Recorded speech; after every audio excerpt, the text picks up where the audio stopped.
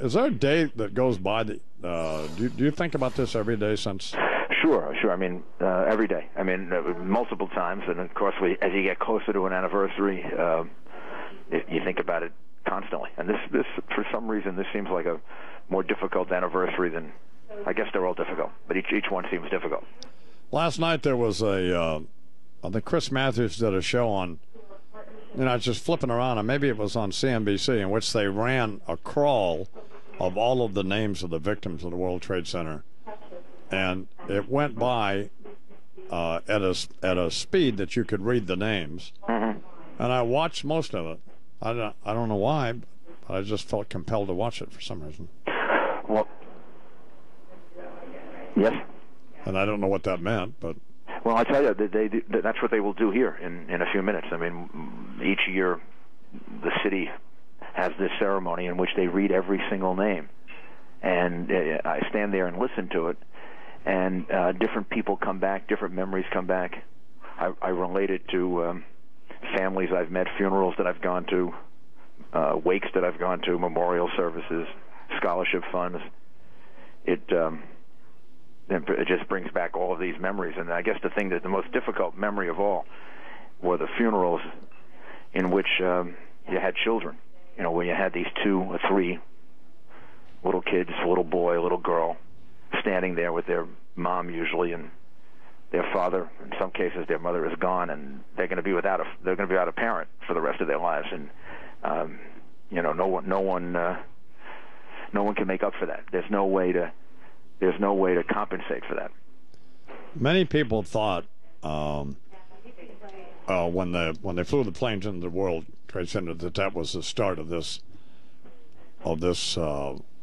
for lack of a better way to describe it, war. Mm-hmm.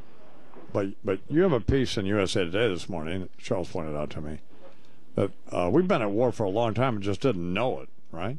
Yeah, absolutely. I mean, I look on the attack on the World Trade Center, or the attacks on the World Trade Center, as not the beginning or the ending of that war. It may not even be the middle of it. I'm not sure.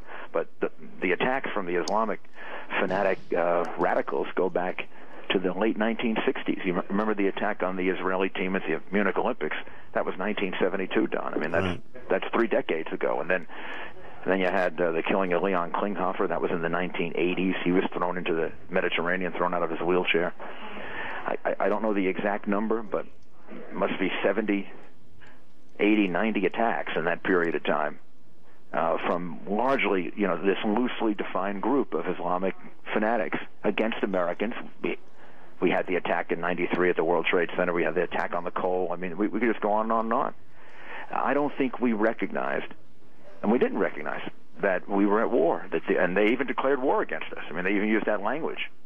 So the attack of September 11, the attacks of September 11, fit into that context, and they're still going on. I was in London a year ago, a half a block away from where the bomb went off at the Liverpool station. That was part of this. We almost had attacks in London a couple of weeks ago. I mean, the UK did a great job of taking that down, but those people wanted to take down 10, 11 airplanes.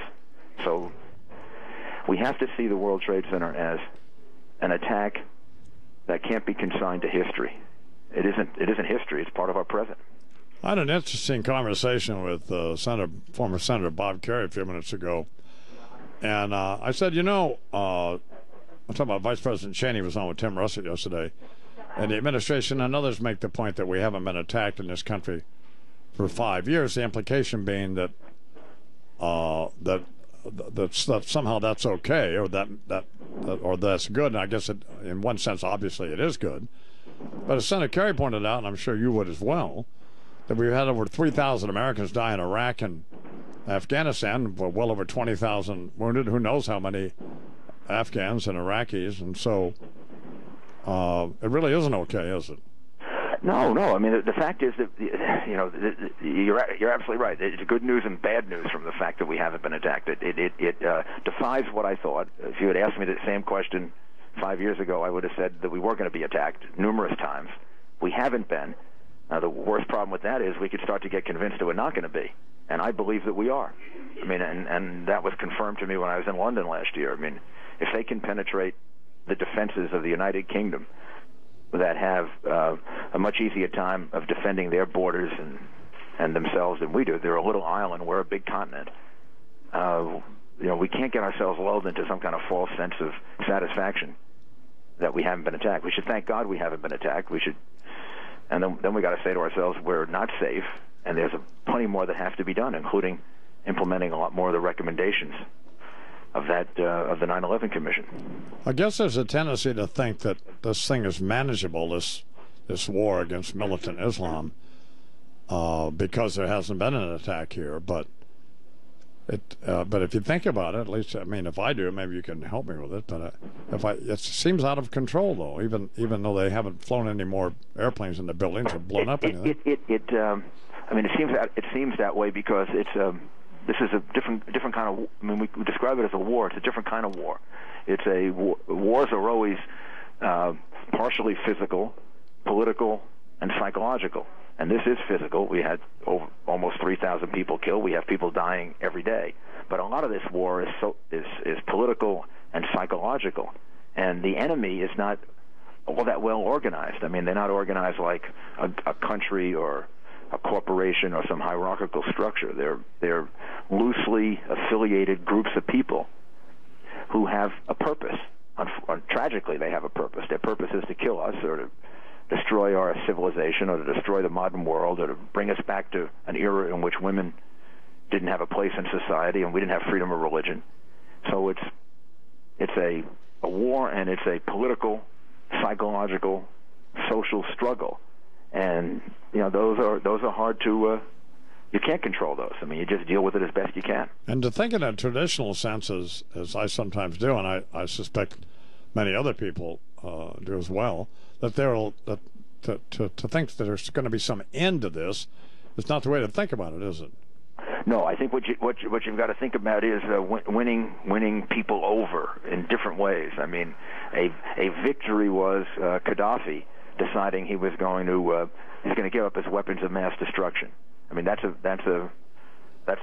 victory. That's something that comes about because of maybe the pressure that was put on in Afghanistan and Iraq, maybe other things.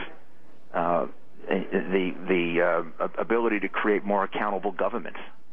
If we can accomplish that in Afghanistan, if we can accomplish that in Iraq, but then you still have Syria to deal with, and you still have Iran to deal with, and so this is going to be a long time. And you probably get to victory at a point in which you don't even recognize it. When you can get beyond the presence of this terrorism in the world. And when I say terrorism, I'm talking about Islamic fanatics. Because terrorism can also be too loosely defined. Of course, they think in terms of 1,000 years, and we think in terms of an hour. Try to resolve it. That's a very, very good point. I mean, and in fact, we may even be thinking in terms of 30-second and 1 minute sound bites pretty soon, because the instant news, the instant coverage, that creates the desire for instant results. And this, if I'm right, and this movement has been going on for 30 or 35 years and growing over that period of time and gaining a lot of strength, particularly when we weren't addressing it.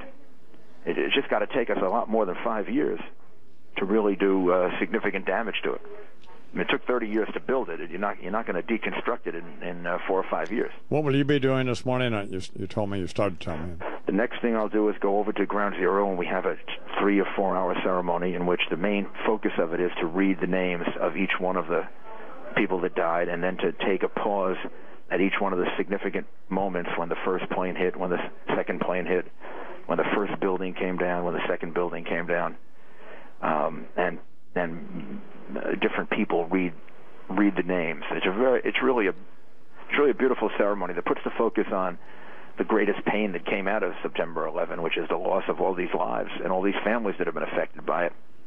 And it also signifies one of the great differences between us and our enemies, which is we respect individual human life. I mean, in Western civilization, there's nothing more important than the individual human being. And we want to keep reminding ourselves of that.